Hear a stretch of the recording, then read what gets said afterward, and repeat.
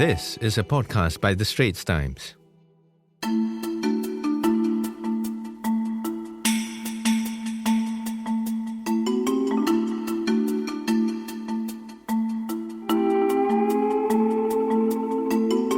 Hello, I'm Linda Hong, Assistant Podcast Editor for the Straits Times.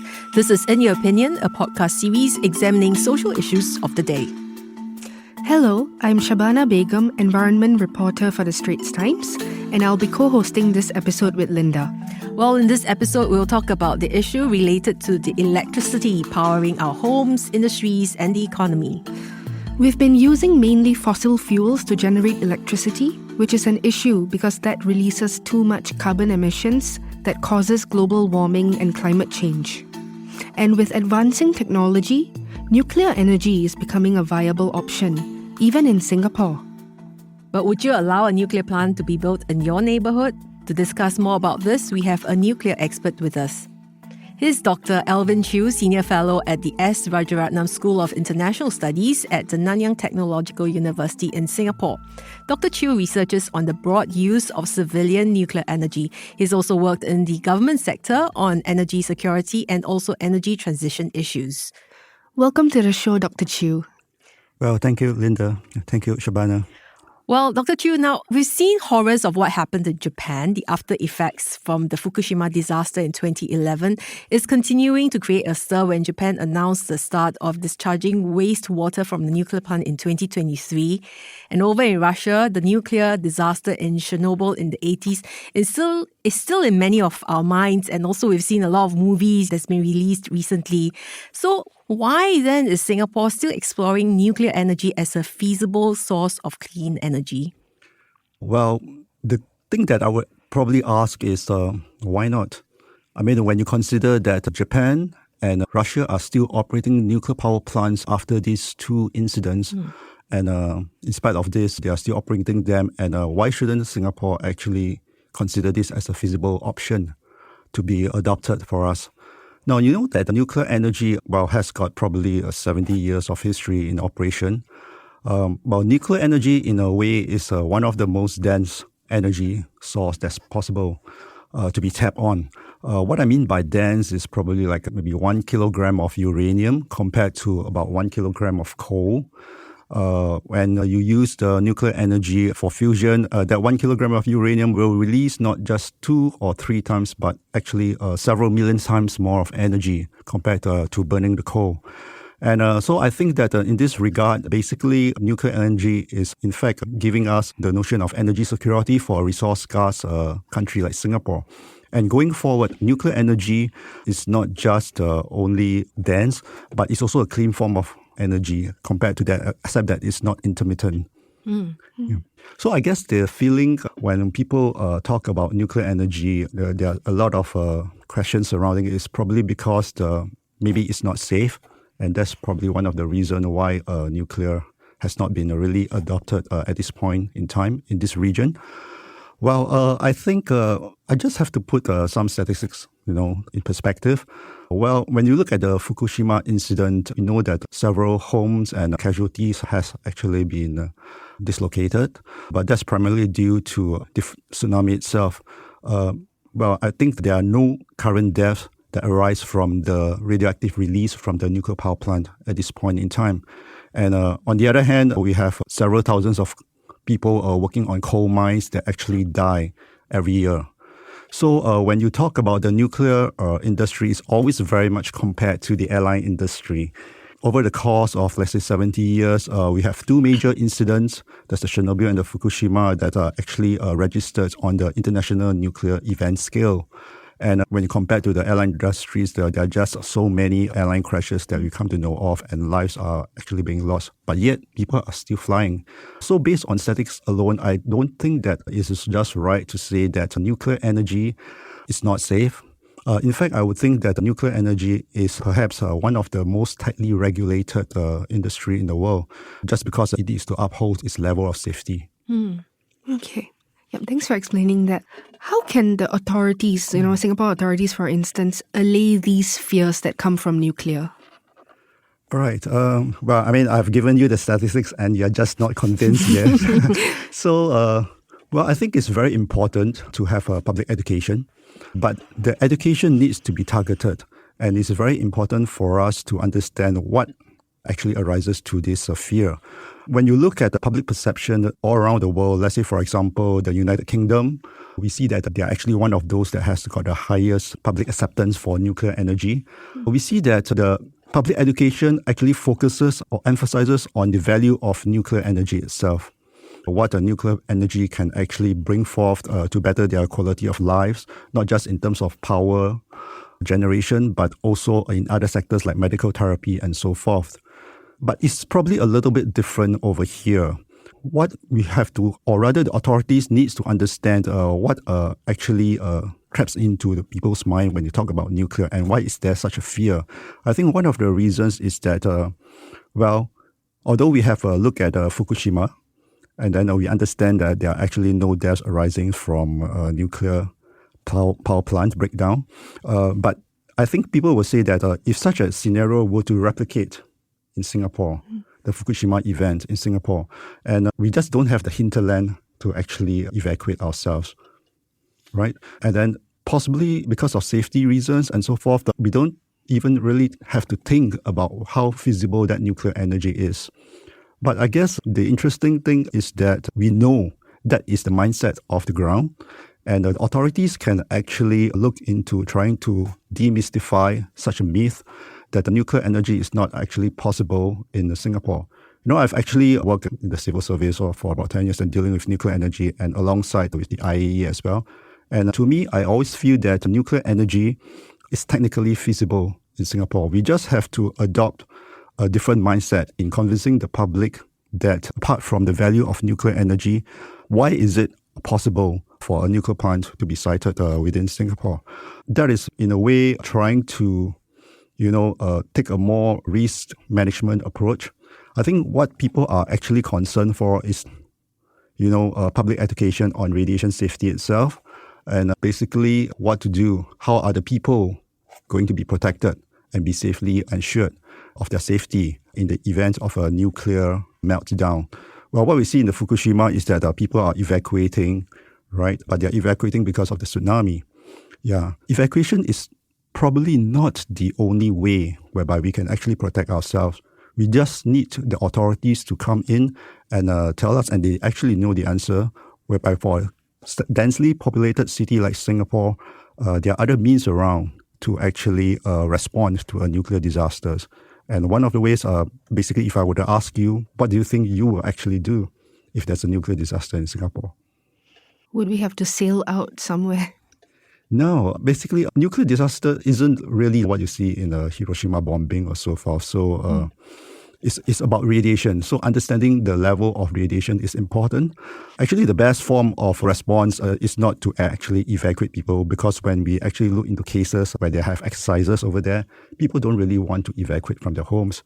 And the best form of protection is actually in-place sheltering. Mm-hmm. So you just stay at home, wait for the authorities' orders. But all this has to be done and explained to educate the public on how we are better prepared and to respond to a nuclear incident.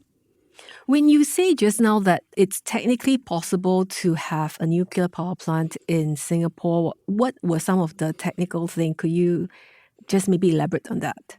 Okay. Well, technically, I think people are having that close mindset that Singapore is very small, and that's why we can't have a nuclear power plant. That's because all the while we have been adopting a very prescriptive approach. You know about that 30 kilometers buffer zone and so forth. That is actually used for a large conventional reactor of 1,000 megawatts, light water reactor. And it's only used as a planning parameters, meaning to say that anything within the 30 kilometer zone, you just need to have a plan in the case of an accident. And then when we talked about this sort of keeping that safety regions, then what would come to my next question would be talking about the small modular reactors, or what's known as SMRs. And it's actually, this SMR has actually made headlines recently after Google and Amazon announced plans to use nuclear energy for their business operations in the future. We've also yet to decide on building infrastructure for nuclear energy, despite all this excitement that we have seen happening with these big companies. So how new is this SMR technology? Could you tell us? And why is this technology, more advanced from those that we see from the big nuclear power plants, the conventional ones? Okay, SMRs are actually a new breed of reactors that is less than 300 megawatts. It's smaller in size. But one thing that is very attractive to a country like Singapore is its modular feature, which means to say that it can be small, but subsequent units can actually be added on if, let's say, Singapore level its competence and are more ready to operate larger units. And I think that actually works quite perfectly for Singapore with a very small grid. Imagine that if we have a large nuclear power plant, let's say, for example, 1,000 or 2,000 megawatts, or that would almost take up like about 30% of our grid capacity. Okay. Yeah, or rather our grid size. And imagine that if you have to shut down the reactor for maintenance and basically or for refueling for that purposes, then basically 30% of the electricity will actually be wiped out. So that causes a major disruption. So for SMRs, basically it can be scaled up at a later stage, and that's why it's attractive. Well, whether it's a small or the large reactors, I think the point here is that the newer reactors, they actually incorporate passive safety features. Okay. And what I mean by passive safety features is that, it actually is able to self-correct, okay, with very little human intervention. I think we have learned from the cases of Chernobyl, especially also including the 3 Mile Islands, that actually during an emergency or some system anomaly, the operator is under stress and is not able to, handle the emergency pretty well. So with the inclusion of this passive safety system, in a way, it tries to override the human intervention. So that's a more level of ensuring the safety of this. It's not just incorporated in just SMRs, but also the newer reactors that actually come online as well. So meaning that there's no need for human intervention, and yet it can shut down on its own because there's some process that will be intervened so that there's no more reaction. So in the case of, say, for instance, a nuclear meltdown, we won't see a meltdown. Is that what you mean? Yes, technically it's supposed to be that way, but there are a lot of factors that, in terms of engineering, a lot of things could just go differently. Yeah. Okay. So, Do you have an example of how the SMR's passive system would allow it to self-regulate? okay, so far there are only 2 SMRs that are actually built. We don't really have much of SMRs or even the nuclear power plants incidents apart from the Chernobyl and the Fukushima case, by which all of these does not have passive systems, but because of the nature of the disaster, the Fukushima is not basically due to the passive systems failing. At this point in time, it was because of the outside coolant pump that is not able to pump the water inside. So that is, in a way, a safety oversight because of the auxiliary infrastructure. When you talk about SMRs, the only one that actually has been built and deployed, the first one is actually on board the Russian barge, the Academic Lomonosov.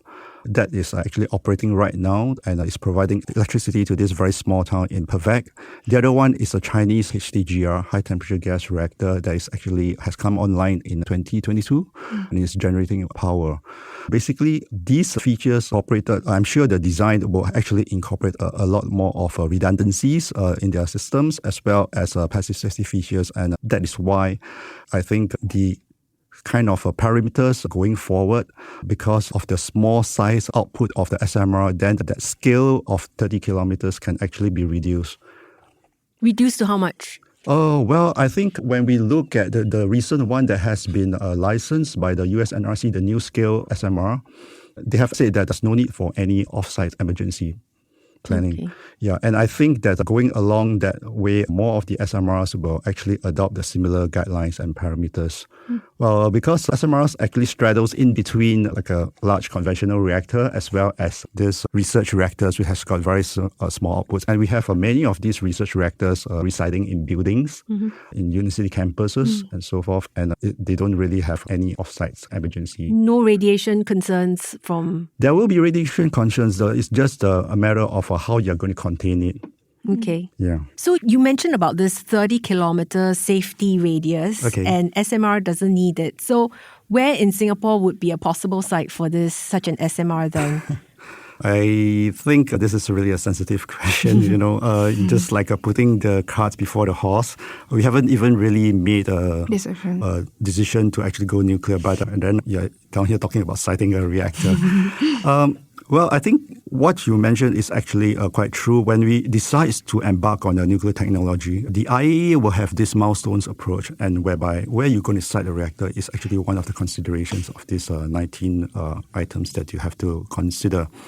When I say that we used to have the mindset of a prescriptive 30 kilometers buffer zone that is only applicable to the conventional light water reactors, but what we really try to understand is that what actually goes into these 30 kilometers is a very complex kind of calculation. Actually, it takes into account the density population, the kind of measures that you need to have in order, and also the size of the reactor in terms of emergency, what is going to be the radiation emission and so forth. All these are actually going into the consideration, and that's why if you would like to take the prescriptive approach, the SMR is able to scale down this value. So much so that I did mention, let's say if you have a research reactor, basically there's no off-site emergency planning that's required. It's still within the parameters, let's say if it's in a building, but no need to, let's say, evacuate like 5 kilometers away and things like that. So it's actually used for planning purposes, and that's basically what SMR is actually designed for, to actually bring the reactors closer to densely populated city centers. If you have a 1,000 megawatt reactor sited in London, you can't really imagine that because they will actually require a 30 kilometers buffer zone. But if you were to take this prescriptive, and if it says that there is no need for any offsite so there's basically not a problem with any siting at all. And in a way, I think it opens up a lot of avenues in terms of sightings for Singapore. I think that is only on the technical portion, whereby you're talking about where to site a reactor. The other aspect, which is non-technical, it's more of a social problem, is basically the not in my backyard syndrome. Yes. That's the Nimby thing. And basically, when it's the social problem, so you have to deal it in a social manner and not the technical manner. I think Nimby syndrome is basically inherent in every society, every communities as well. When we look at the UK, which has got more than 70% of acceptance rate for public acceptance for the nuclear energy, the Nimby syndrome is still in there. Yeah, I mean, people would agree to have nuclear energy, but they just don't want to have it in their backyard, right? I mean, it's a case in point. But when you look at France, which has about 70% of their electricity generated by nuclear power, and you see that actually from the demographics, the people living close to the nuclear power plants are actually some of the richer ones. Yeah, and that's because they have a guaranteed employment, right? And also they probably have some incentives like tax rebates and so forth. So I guess when it comes to Singapore, the Nimby syndrome has been around for other issues all this while. And I think our authorities till then would be having that kind of sufficient mechanisms to actually incentivize the public to say that it is all right to have a nuclear power plant next to it. I mean, we have gone to the case, let's say, for example, like the MRT incident. When it was first introduced in the 1980s, people are more discouraged to have these MRT stations that's built close to their housing because of intrusion of privacy and also noise pollution and so forth. But right now, today, I think a lot of homes wish that their MRT stations are actually built quite close to them so that the values of their assets would actually go up. So I think over the course of time, the public it could probably be a case whereby, like France, maybe some people would think that they want nuclear power to be located close to where they actually stay. When you talk about Nimby, I think on theory, it's actually more applicable to countries that has got large spaces because you can have alternatives. Right. And it says that, you don't need to site it here, maybe you site it somewhere else. But in the case of Singapore, whereby if there's a button is pressed and we need to have a nuclear energy everywhere in Singapore is going to be almost the same. So I don't see that as the prevalence of Nimby syndrome coming up. I spoke to a nuclear researcher, not from Singapore, a few months ago, and he told me that if we do decide on SMRs, some of the locations that are possible would be like Jurong Island, because they already have the high energy needs over there in the industries, or it could be offshore as well. What are your thoughts about that as possibilities? The assessments will be based on ground stability, the geological formation and so forth, and whether is it resistance to natural disasters and so forth. Even if it's not, let's say, for example, if it's in an earthquake-prone region, then the reactors needs to have higher levels of factors of safety incorporated. And you also mentioned in some countries they would prefer to have nuclear reactors near where they live because of jobs and like tax rebates and stuff. So in Singapore, right, how can we actually reduce the effect of Nimby if a reactor were to be located at a certain area which is near where people live or work? Okay, definitely I think a lot needs to be done before Singapore can actually make a decision to go nuclear. So you see the lead up to all this decision making. Nimby will definitely needs to be, the fears of Nimby to be allayed by public education, telling people the values of nuclear energy, what it can actually bring forth to the people. But more importantly, I think the thing that's applicable to Singapore right now is taking away the fear, of having a nuclear power plant in terms of a nuclear meltdown, what is going to happen. Although the chances are very low, you just don't go ahead and convince people that 1 in 2,500 reactors years is going to work. So it's not taking a kind of a risk mitigation approach, but more of risk and management, telling people when the rubber hits the road, anything that happens, how are we going to manage it? And then that would be more convincing to let people accept nuclear energy. Mm-hmm. So is that one way of how Singapore can prepare for nuclear futures and apart from training a workforce, putting in regulations, and then we have to meet the IAEA SEPs. So, we can possibly tell the public that we're all going to do that, but what else can we do in order to allay their fears? I think it's important to build up capabilities and capacities, and that's the direction whereby Singapore is actually heading at this point in time. Building up capacities and capabilities in the nuclear field. I think we are doing that not to say that we are going to build a nuclear power plant in the future, but because we need to do that to understand, because our region will have nuclear power plants in the future. Like the Philippines, Vietnam, Indonesia has all said that they are planning to deploy nuclear power probably by the end of this decade or maybe in the next decade. So we need to be plugged in, not so much on understanding how nuclear energy works, but because on how to cooperate with them in the event whereby we can tap into this very high potential source for energy. And it's also very much played by external events. Everyone is talking about decarbonization nowadays, in particular the maritime sector. And this is one thing that I think I would like to point out, is that nuclear could be one of the possible way of decarbonizing the maritime sector. Nuclear reactors to be put on civilian tankers and vessels is actually a proven technology that has been used in the naval submarines and so forth, right? So apart from using diesel fuels, and then you can actually put them on civilian tankers. And when these tankers actually call onto the ports of Singapore, what are the implications? What are the safety parameters that we need them to abide by? Right? And what will be the IAEA safeguards that is supposed to be implemented because they are civilian assets? So I think we need to think along this line and in getting ourselves prepared to have the capacity and the capability to understand what's the implication on us. Because I think it's really a strategic failure, if we didn't think of such a scenario and we are not able to build up competence in this area, and that's why we'll lose our competitive edge. You've already alluded to this earlier, but in your opinion, will nuclear energy play a major part in Singapore's energy mix in order to get to net zero by 2050? You're asking me as a nuclear scientist. I would say it's definitely yes. Yeah.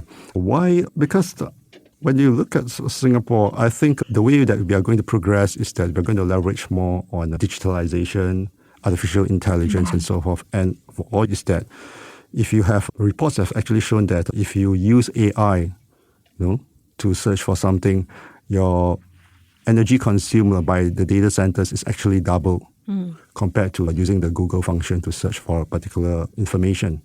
And going forward, these data centers are actually guzzlers of electricity. And that is why you see Microsoft, Amazon, and Google they are all switching to nuclear power in order to power up their data centers. But you can say that because we rely so much on fossil fuels as a baseload form of generation, you can say that going forward, we should rely more on clean energy. We can actually rely on renewables. And the only renewables that Singapore can actually look into is actually solar. We don't have wind power, sad to say that. But solar has got a very large footprint. A study has shown that if you were to cover the entire Singapore island, the reservoirs with solar panels, you will not be able to generate optimally not more than 20% of electricity that you are thinking of. And coupled by the fact that solar is also intermittent, right? So I don't think it's really wise for these data centers, which are actually critical infrastructures to come, to be powered by something that is intermittent. We can also look into the import of electricity, right? Import of electricity via renewables, all right? But then again, import actually impinges on our energy security. And certainly you don't want critical infrastructures like data centers to be, relying on the import. Why is there a fear of nuclear waste? On one hand, people say they're very safely handled, put away in casks that are strictly regulated, but there are groups that fear it. Why is that so? Again, it's a second order question. But it's a relevant one because when one decides to go into nuclear energy, eventually you have to deal with the waste. And one of the requirements under the milestones approach is that, you have to indicate to IAEA to have an idea of how you're going to deal with the waste. You don't really need to specify how you're going to do it or locate a site for the repository, but you need to demonstrate that you have more or less a good understanding and approach to understand what are the available options. And basically, the waste is not a technical issue, but a social issue, a political one as well, like what happens to Nimby. Technically, if you were to ask me, the waste that is generated from a nuclear power plant, the spent fuel rods, all right, if you cool it in the spent fuel pool for a couple of years, and then you take them out and you ship it to a country like France to get it reprocessed, take the plutonium out, and what you come back as waste is basically something that's not valuable at all. You can't make a weapons out of it because the plutonium has been taken out, and you store it in dry casks. And that actually reduces the actual waste compared to unreprocessed spent fuel by about a volume of close to 90%. Yeah. So how long does it take to break down the radiation then? Because I know that nuclear waste takes forever to break down. Yes. But based on the process that you have actually talked about, how long does it take to break down? Well, I mean, all these major and minor actinides over there are actually millions of years. Yeah. So there's still a high level of radioactivity. Even after we process it, there's still a high level of radioactivity that will take millions of years. Yes, because we only reprocess the plutonium. Okay. Yeah, that's the part that is valuable. But we don't need plutonium on this part. In a way, we are actually putting all this waste, storing them in casks, and placing them on site. The only long-term repository solution that we have are actually underground repository in the caverns, and that is what has been done in Finland and Sweden. Yeah. The other way, to put it technically, that is not to deal with the waste at all, is to actually bore a hole deep down, like about 2 kilometers tunnel, and then you just go sideways and place all these dry cast things there, and it's just sealed there forever. Yeah, you wouldn't have access to it. But sometimes people will prefer the underground cavern method because they might still want to reach out to the waste, which could potentially in the future might have some value. I don't know. Right. Yeah. So regardless of whether it's SMR or one of the conventional ones, the nuclear waste would just be the same? Well, it depends on the technology. If you have like a fast breeder technology that can actually recycle the waste itself, they can take the plutonium inside. But we are definitely not going down that line because of non-proliferation concerns. That we are not really looking into such a technology from the US because, there are a lot of proliferation concerns. So I say, in my opinion, waste is not really a technical issue. There's really a technical solution to this. But the thing is that people are keep fanning about this waste as a issue is because of the Nimby syndrome. Countries like perhaps Taiwan or even Japan or Korea, they are storing their waste on site right now. Okay. Yeah. And to the politicians, I think it's not really a security issue or so forth. Nobody wants to take the waste anyway. Apart from building underground, committing to a site to build an underground cavern to store them, I think they are possibly buying time and waiting for a more feasible solution to come by.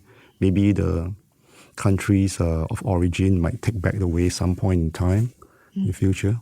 Yeah. Like I say, it's more of a social and political issue rather than a technical one. So these spent fuel rods or various levels of nuclear waste are actually kept in highly regulated casks, Yes. from what I've read. Yeah. So why is it that people are worried? Why is there that fear of nuclear waste? Yeah, so I think a lot of the authorities can actually do a better job. The regulators can tell them that the waste is actually useless. You cannot use it for weaponization. Yeah, the security reason is, there might be some security concerns if you have non-state actors coming in the waste, but they are not going to make a bomb out of it. But it's more of that kind of pandemonium that some waste is stolen and what they could actually deal with it. Yeah. And what are the chances? Because they're already packed in the casks, and some of the casks are also like aircraft proof. So what are the chances of the radiation actually leaking out of these casks? No, it's very low. Yeah. So it's not really a safety issue right now. But how do you think Singapore will handle the nuclear waste then going forward, with possibly maybe studying the impact or the feasibility of using SMRs? When we have an SMR, we are cognizant that we have to deal with the waste eventually, depending on who we are actually collaborating with. If you are collaborating with the Russians, they have the take back of the fuel, which means that we probably don't need to deal with the waste. I'm not sure about China. They might adopt the same approach. The thing is that when you deal with the US, they have a no take-back fuel policy and you can't really reprocess your waste. This is basically a business proposition whereby if you cannot store the waste, possibly in the future, some countries might be willing to see it as a business proposition to actually accept waste. Yeah, in the future. Right. Arrangements could actually be worked out. Yeah. So it could be keep it within Singapore. Well, I mean, basically, for us, if we were to go down repository. And you would actually look into thinking along the line of having a waste to be placed as a long-term storage. But it's most likely we're going to work with US, right? Because we signed the Singapore 123 agreement.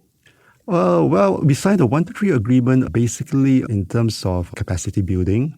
And we also assess that more of the strategic partnership that we are going to work on. And the US is possibly the only one that has got the technology that can be exported and deployed to this region at this point in time.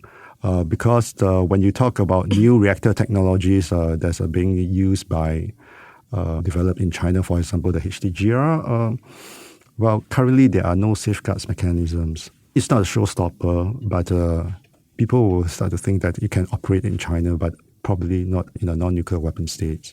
Yeah. So it seems like the only kind of technology that can be deployed at this present time with a proven safeguards mechanism is actually the light water reactor technology. Yeah. So even though when you look into Google securing Kairos power, which is a new technology, the molten salt kind of a reactor, they are using it to power up their data centers over in the US, but I don't think it's going to make their way here anytime soon. Okay. Dr. Chew, if you had a final message to listeners about nuclear energy, nuclear safety, and NIMBY issues, what would it be? Well, I always think that because we are going forward, and in my mind, I think nuclear energy cannot be actually excluded from the net zero carbon emission. I'm glad that our government has actually opened up this avenue of thinking of this as a possible option, not closing the mindset, and basically building up the capacities and capabilities so that I think our country, eventually the newer generations, will be more receptive and be more informed of what nuclear energy is all about. And that's very important. As I've said earlier, it's not that we need to have nuclear energy. We need to have a nuclear power plant. But somehow, under circumstances, given a push by external factors, I think nuclear will actually come in to our country and to this region eventually. Interesting insights. Yeah. Well, that's a wrap for In Your Opinion. Thank you, Dr. Thank Alvin you. Chew, Thank for you your so much. insights. It was Thank a you. pleasure to have you on our show. Yeah, thank you very much. I'm Linda Hong. And I'm Shabana Begum. You can email us your thoughts on this issue. And also, if you'd like to read my articles and ST's opinion columns, the links are in our podcast show notes. This episode was edited by Hadiur Rahim. Thanks for listening. Send your feedback to podcast@sbh.com.sg. Find us on Apple Podcasts, Spotify, or within our Straits Times app. Thanks for listening.